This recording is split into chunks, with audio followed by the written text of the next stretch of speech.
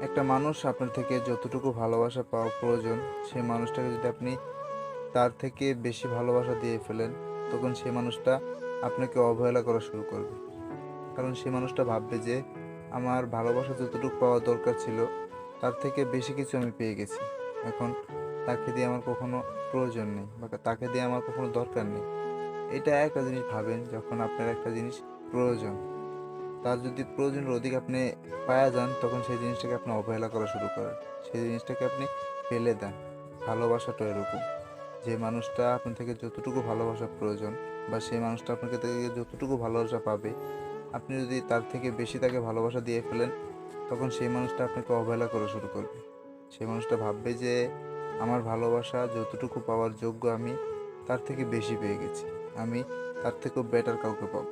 এটা সে যখন ভাবা শুরু করবে, তখন এটা ভেবেই সে আপনাকে অবহেলা করা শুরু করবে।